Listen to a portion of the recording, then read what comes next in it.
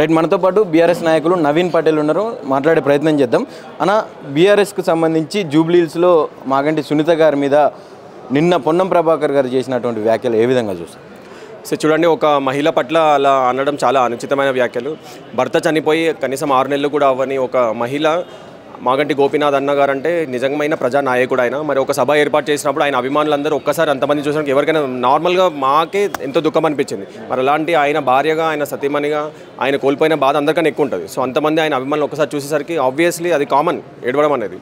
So దాన్ని కూడా వీళ్ళు రాజకీయంగా వాడుకోవాలని చూడడం, కాంగ్రెస్ పార్టీ వాళ్ళు ఎంత భయపడుతున్నారో బీఆర్ఎస్ పార్టీని చూసడానికి ఇది ఒక నిదర్శనం. సో వాళ్ళు ఓడిపోతామనే భయం వల్లనే ఇలాంటి చీప్ అభియోగాలు చేయడం జరుగుతుంది. కానీ వాళ్ళు అనేది ఏంటంటే ఓటమి భయంతో వీళ్ళే కావాలని ఏడిపిస్తూ ఉన్నారు ఒక మహిళని. ఆ కన్నీళ్ళ సానుభూతితో గెలుద్దామన్న ప్రయత్నం చేస్తూ ఉన్నారు బీఆర్ఎస్ వాళ్ళు. ఇదంతా ఒక సినిమా లాగా చేస్తూ ఉన్నారు అని చెప్పి మాట్లాడుతూ ఉన్నారు. సో చూడండి, అందులో దాన్ని రాజకీయంగా వాడుకోవాల్సిన అవసరం బీఆర్ఎస్ పార్టీకి లేదు. ముఖ్యంగా డెఫినెట్లీ మాగంటి గోపీనాథ్ గారు చనిపోయినన్న బాధ కాన్స్టిట్యున్సీ మొత్తానికి ఉంది. వాళ్ళ కుటుంబంకి అందరికన్నా ఎక్కువ ఉంది. మరి కాన్స్టిట్యున్సీ మొత్తం కూడా ఆయన లేని బాధని అనుభవిస్తూ ఉన్నారు.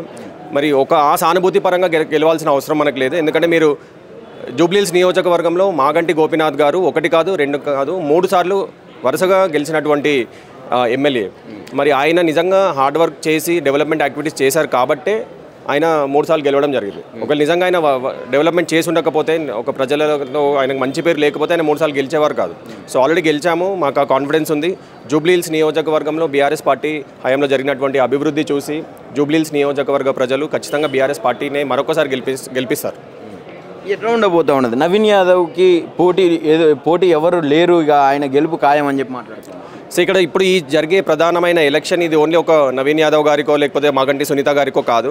ఇది ఖచ్చితంగా ఒక కాంగ్రెస్ పార్టీకి, బీఆర్ఎస్ పార్టీకి జరుగుతున్నటువంటి ఎలక్షన్. 2 పార్టీల ఎలక్షన్స్గానే మేము చూస్తున్నాము. ప్రజలందరూ కూడా బీజేపీ లేదా అన్న? బీజేపీ అయితే లేదు. బీజేపీ లేదండి. బీజేపీ అసలు పోటీలోనే లేదు.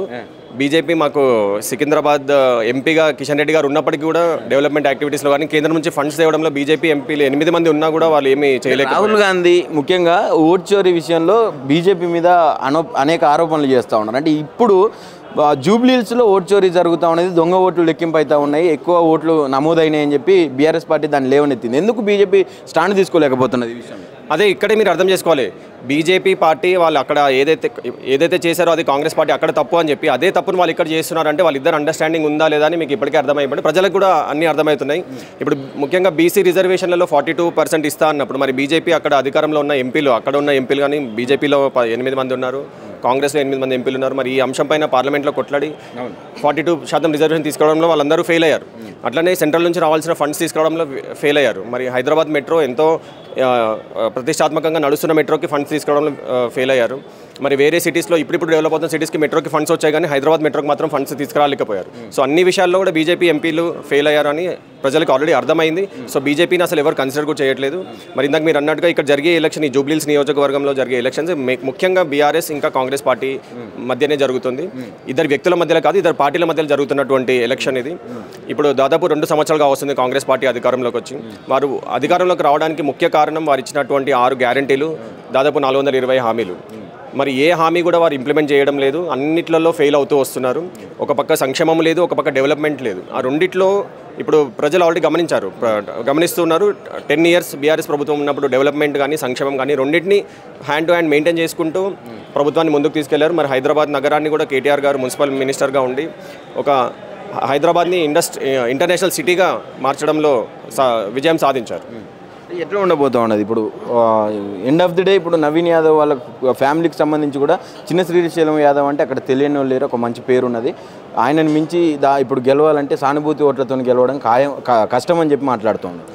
అదే చెప్తాను, ఇందాక చెప్పిన విధంగా ఒక వ్యక్తిని చూసి ఇక్కడ ఓటేసే పరిస్థితి లేదు. ఇక్కడ ముఖ్యంగా విషయంలో కూడా బీఆర్ఎస్ పార్టీ 10 సంవత్సరాలు పట్టించుకోలేదు జూబ్లీహిల్స్ అని చెప్పి మంత్రులు మాట్లాడుతున్నారు. చూడండి, వాళ్ళు చేసే కేవలం అభియోగాలు మాత్రమే.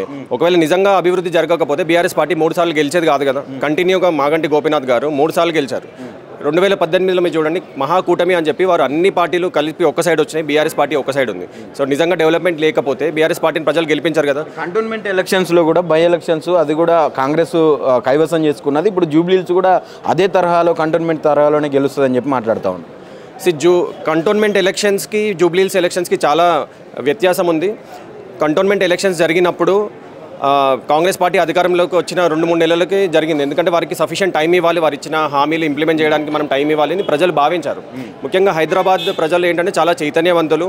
వారు ఇచ్చిన హామీలు ఆచరణకు అమలు కాని హామీలు అని ప్రజలు గ్రహించి హైదరాబాద్లో ఒక్క సీట్ కూడా వారికి గెలిపించలేదు. సో ఈ ఎలక్షన్లో ఖచ్చితంగా 2 సంవత్సరాలు అవుతున్నా కూడా కాంగ్రెస్ పార్టీ వారు వాళ్ళు ఇచ్చిన హామీలు ఇంప్లిమెంట్ చేయడంలో విఫలమయ్యారు. ముఖ్యంగా నిరుద్యోగులకి సంవత్సరానికి 2 లక్షల ఉద్యోగాలు ఇస్తా అని చెప్పారు. మరి అది ఇవ్వలేని పక్షంలో నిరుద్యోగ భృతి ఇస్తా అని చెప్పారు, అది కూడా ఇవ్వలేదు. మరి మహిళలకి 2500 ఇస్తా అన్నారు, 4000 పెన్షన్ పెంచుతా అన్నారు, విద్యార్థినులకు స్కూటీలు ఇస్తా అన్నారు. సో ఏ హామీ కూడా వారు 2 ఇయర్స్ అంటే ఆల్మోస్ట్ ఒక హాఫ్ టర్మ్ అయిపోయింది వాళ్ళు. సో హాఫ్ టర్మ్ అయిపోయినా కూడా వాళ్ళు ఇచ్చిన హామీలను ఇంప్లిమెంట్ చేసే దిశగా వాళ్ళు వెళ్ళట్లేదు. కాబట్టి ప్రజలకి ఆల్రెడీ ఒక క్లారిటీ వచ్చేసింది, కాంగ్రెస్ పార్టీ వల్ల అభివృద్ధి అనేది జరగదు. ఇప్పుడు ఇండస్ట్రీస్ కానీ డెవలప్మెంట్, ఐటీ ఇండస్ట్రీ కానీ రియల్ ఎస్టేట్ కానీ అన్నిట్లో కూడా ఫెయిల్ అయింది కాంగ్రెస్ ప్రభుత్వం. ఫైనల్గా ఏం చెప్పాలనుకుంటారు జూబ్లీస్ ప్రజలు?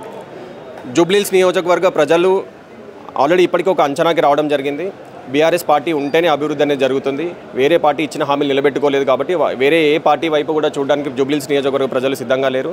ఇంకొక విషయం, ఇక్కడ మేము జూబ్లీహిల్స్ నియోజకవర్గ ప్రజలకి రాష్ట్రంలో వేరే నియోజకవర్గాల నుంచి కూడా ప్రజలు ఫోన్ చేసి స్పెసిఫిక్గా చెప్పడం జరుగుతుంది, అన్న కాంగ్రెస్ పార్టీ వాళ్ళు ఇచ్చిన హామీలు ఇంప్లిమెంట్ చేయలేదు. మీ సిటీలోనే కాదు, మా పల్లెలలో కూడా మాకు ఇస్తాను రైతు బంధు కానీ రైతు బీమా కానీ.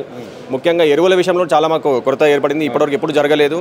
నీటి విషయంలో మళ్ళీ కరెంటు సమస్యలు మొదలైనాయి. ఇవన్నీ ప్రాబ్లమ్స్ జరుగుతున్నాయి. కాంగ్రెస్ ప్రభుత్వానికి మీరు బుద్ధి చెప్పాల్సిందే.